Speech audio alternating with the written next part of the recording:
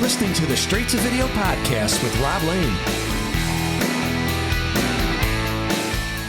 What is up, and welcome along to episode 198 of the Straight to Video podcast. That milestone of 200 episodes is just around the corner, and that chat is already in the bag. But you're gonna have to wait another week or two before we get to that. But right now, so much is happening in the world of Straight to Video, as this past weekend we opened up the Straight to Video 80s video shop in Alfreton, Derbyshire. That's right, a video rental shop in 2022.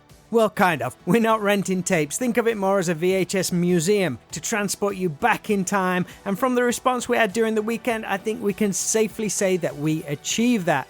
Loads of great feedback, tons of merch sales, which are massively appreciated, but most of all, just lots of fun and good vibes, which at the end of the day are priceless. If you too want to visit the shop, we're on King Street, Alfreton, just 10 minutes from junction 28 of the M1, and we're currently open Friday, Saturday and Sundays from 11 a.m. till 3 p.m, so please pop along. Check out at 80s Video Shop on all social media platforms for all the up-to-date information.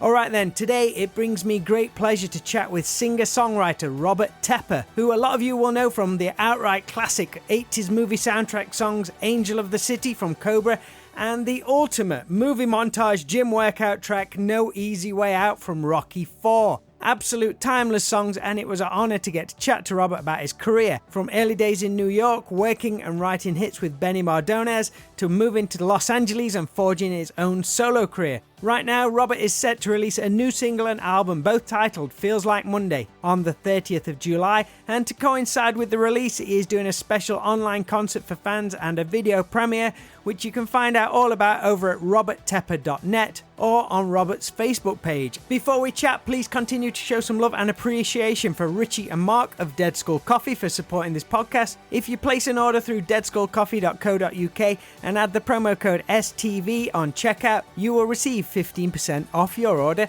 as a thank you for being a listener to this show. How great is that?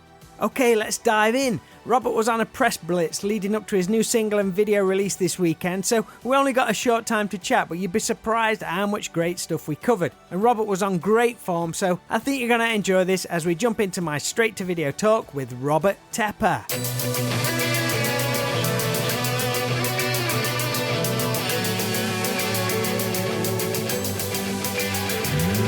All the lies are made up and your darkest dreams come true.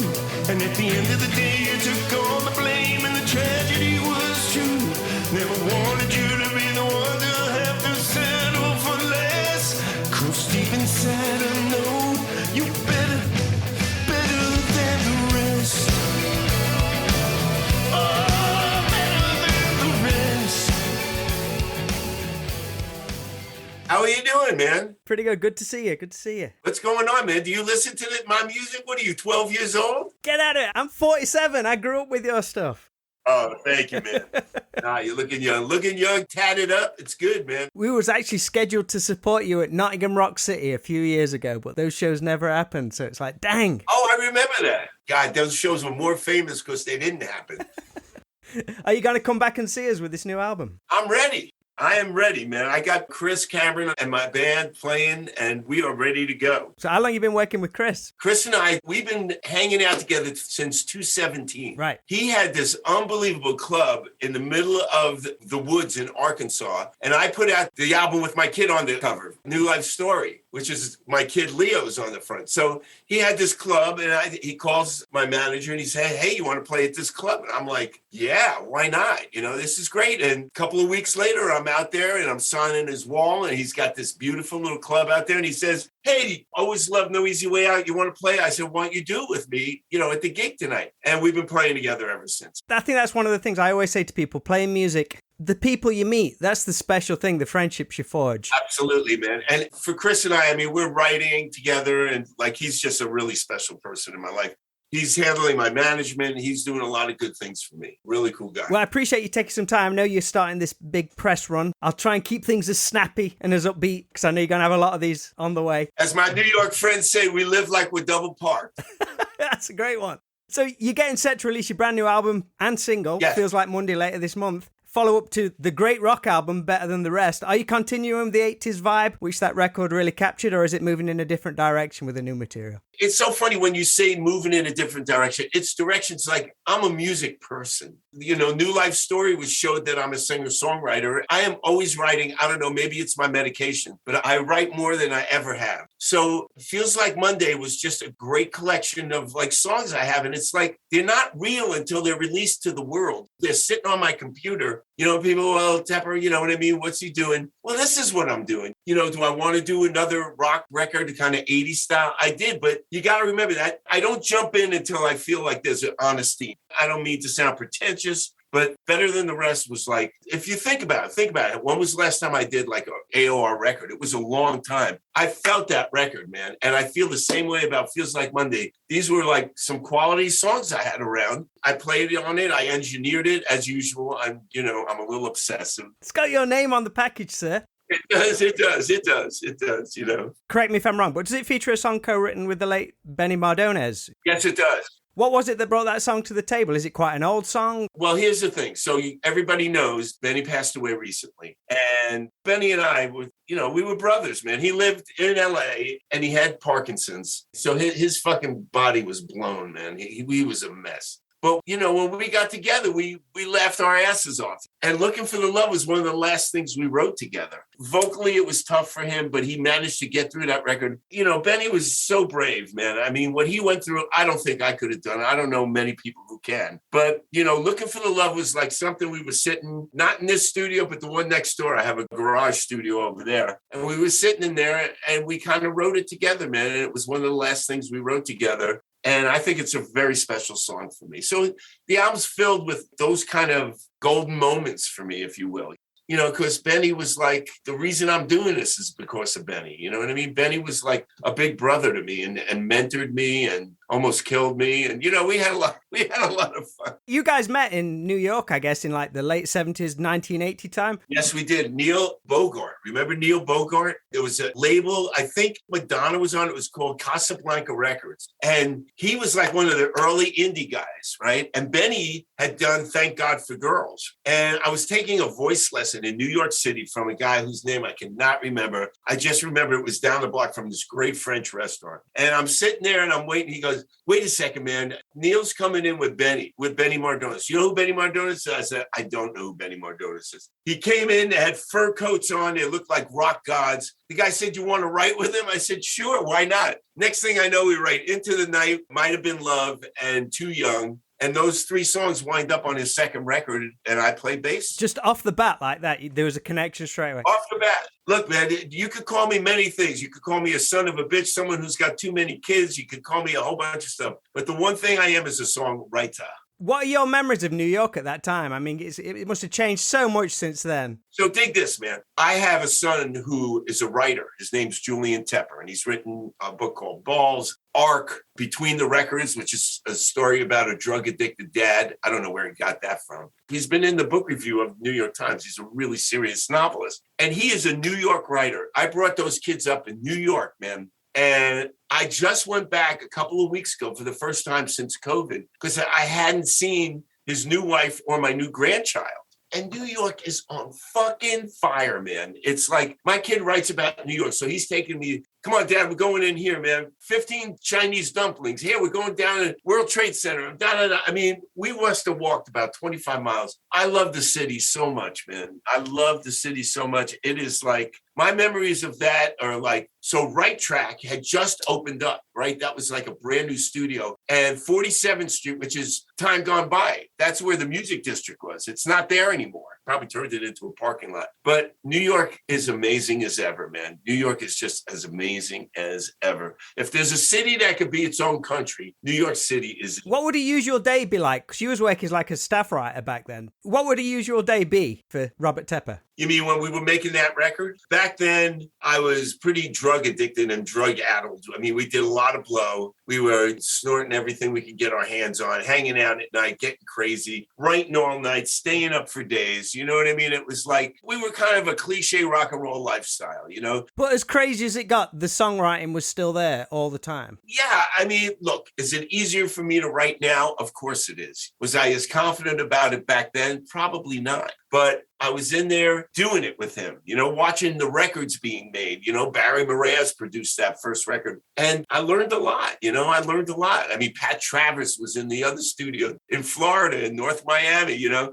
When Miami, we were in Coconut Grove. I mean, it was nuts, man. It was pretty crazy. You know, a typical day was not typical. Did you want to be more behind the scenes as a songwriter, or was you thinking I need to break out on my own as a singer? You know, great question. I don't know if it's a great question. It's a true question. I'm kind of weird. You know what I mean? I'm a weirdo, man. It's like I could sit here and mix for 10 hours. I could sit here and record stuff and ideas and get into being that guy. And then you can put me on stage and all of a sudden I do well. You're the full package.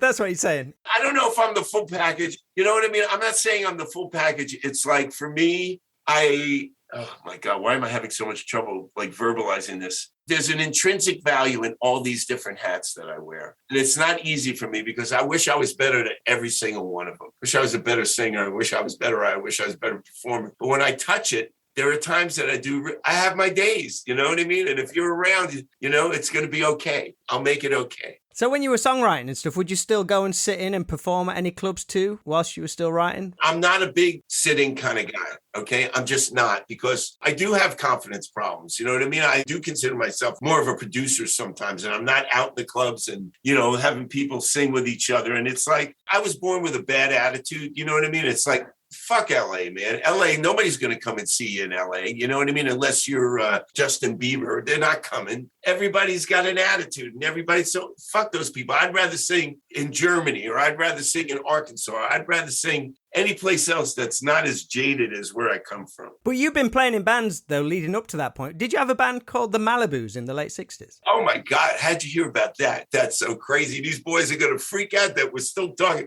So, yes, I played in those bands. I grew up. We were like, you know, you did 4 or 5 sets. I'm talking about you're at the Zodiac Club in Staten Island, and all of a sudden some biker is kicking the shit out of a guy at the bar, and the club owner goes, "You motherfuckers, stop playing. I will shoot you right now," okay? In the 60s? In the 60s. So you keep playing, and you keep going, man. And it's like, and we were a Beatles cover band, and I did all the other songs. I did like the Stones, I did the Doors, and we did some original music. We had a song called Black is White. So I was writing a little bit back then, but not very confidently. But I was a little nuts. I would just get in this space and get crazy. Was you singing or was you playing bass? Because you mentioned you're a bass player. I was playing rhythm guitar and singing. Right. Yeah, but they were a great Beatles cover band. That one guy played a Hofner, and this guy Richie had all the Paul McCartney parts, and I sang harmonies. It was fun. We had fun. What an amazing time to grow up in music, though, to see all those incredible changes. And landmark bands, 60s, 70s, 80s. Thank you, my friend. I mean, we're going to New York on the weekends, and I'm in a Cafe Wasi and Billy Joel play, you know,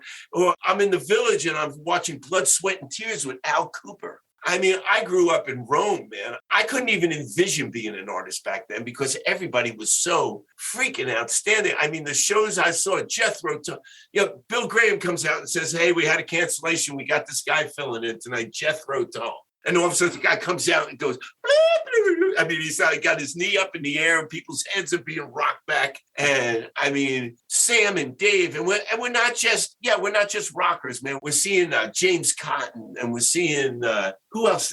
I saw everybody. I saw The Who 4 or 5 times. Who were some of the first bands you saw live then? Who was your first concert? It's so funny. Okay, so I'm with this girl, and we cut school on a Friday, and we go to Newark, and we see the Buckinghams and the Beach Boys. I'm about 15, 16 years old. Okay. And they come out and do Wouldn't It Be Nice? I'm sorry, man. It's like you're having a feeling. I mean, maybe I'm stunted development, but I still get that feeling from music. I'm sitting there listening to, you know, that music, and these people are like the Beach Boys? Fucking Beach Boys. Oh my God. Then another early show I see, we used to, like, if you had $5, right? You could go to Central Park and stand on the rocks. And all of a sudden I'm on the rocks, and who's playing that night but Ike and Tina Turner? Okay.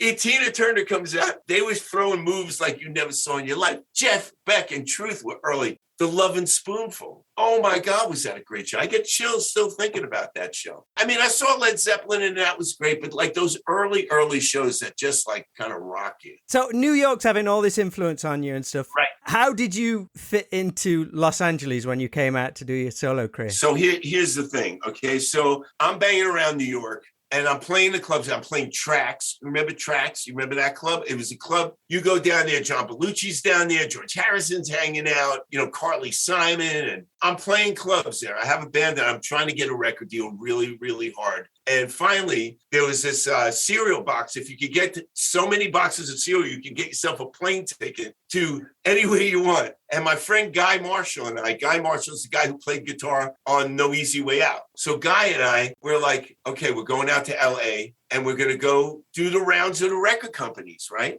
So what I do is we're staying in Silver Lake. And who knew that Silver Lake was going to turn out to be like the West Village in New York back then? And we go, and you remember those squeegees that like when you squeeze them, their eyes popped out like it was a thing people had on their desk? I was using that for a microphone. I go into A&R guys, and I would jump up on the desk and start singing to my demos. And Richie Weiss from Scotty Brothers said, "You're as crazy as I think you are. We want to sign you." Unreal. So you set to work on the album, which was titled No Easy Way Out. Was that always the plan? Did you know there was something special about that song? You know what? Did I know something was special about it? It was one of the songs on there, man. There was a song on there that never saw the light of day. It was called If That's What You Call Lovin'.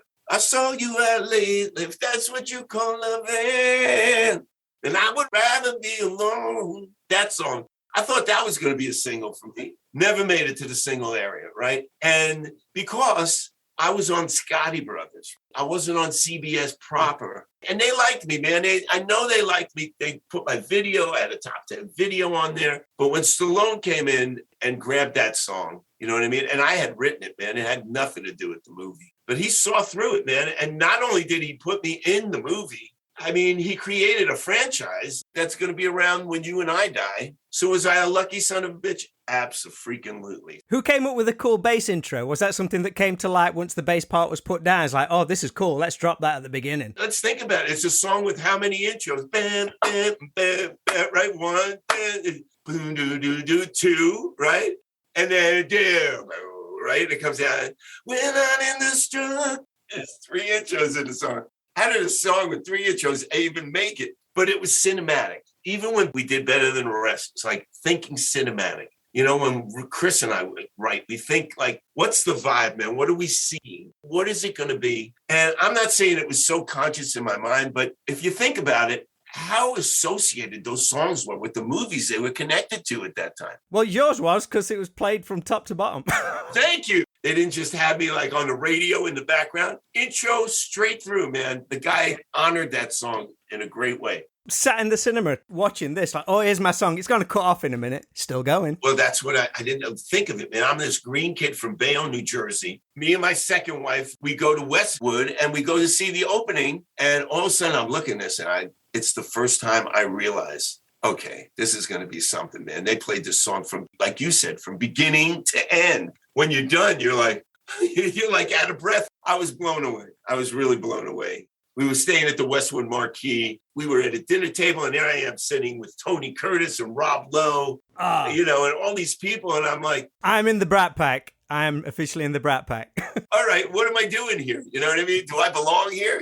And it worked out, man. That song, took off. Well, we're talking about it almost 40 years later, right? And it's got to be one of the most famous 80s soundtrack songs, and certainly one of the greatest motivational tracks. I have to tell you, it's like, honestly, I didn't know how popular it was. I mean, my athletic kids would come home and say, Dad, all the guys on the football team know your song. And I always thought, it's a song jocks hook into, you know what I mean? It's like that. And when Twitter started to come in and when people started to post on YouTube and stuff like that, I said, holy shit, 30 million people have listened to this song. And then a couple of months ago, somebody sends me this thing. He said there was this heavyweight fight at a soccer stadium with 75, 80,000 people. And the guy comes out to No Easy Way Out and they're all singing the lyrics to the song. And it's like it's not even yours anymore, man. It takes on, it's like Chris always says to me, he says it's part of social history. It's part of pop culture. I always say I got into hard rock because of movie soundtracks, and the Rocky IV soundtrack is one of those which introduced me to hard rock music. So I've got to thank you for that. Thank you. Glad I could do that too, because there is some good songs in that genre, although there are a lot of people who would say no. Well, those people are wrong. I agree. I'll just put you on the spot before we wrap up. Yeah. Do you have a soft spot for any movie soundtrack songs other than those of your own? Absolutely, man. I mean, In Your Eyes, Peter Gabriel, with the radio up in the air, and he turns it up. You're there, right? I always say, hey, nobody's really doing it, but A Star Is Born, when Lady Gaga sings Shallow, I get pretty crazy. Yeah, that's pretty amazing. Awesome, man. That's great. Well, I want to wish you the very best of luck with the new album. Thank you.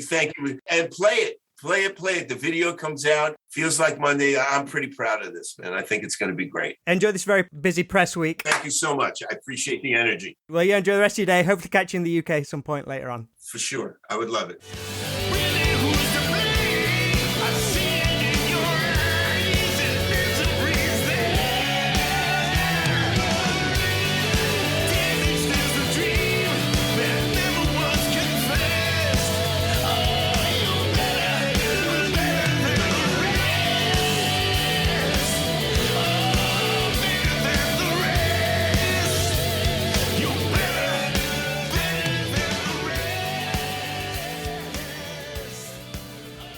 Thanks so much to movie soundtrack legend Robert Tepper for chatting right here on the Straight to Video podcast. Don't forget, the new single and video Feels Like Monday is being released on Saturday the 30th of July with a live acoustic concert. All info can be found at roberttepper.net or through Robert's Facebook page. And as mentioned earlier, the Straight to Video 80s video shop is now officially open on Fridays, Saturdays and Sundays from 11 a.m. to 3 p.m. in Alfreton, Derbyshire, and Chris and I would love to have you stop by and visit. Check out at 80s Video Shop all over social media, and we look forward to welcoming you there real soon. So that is all for today's show, really close to that episode 200, and it's down to you lot for getting us this far. So thanks as always for the amazing support and spreading the word, and I look forward to chatting again real soon.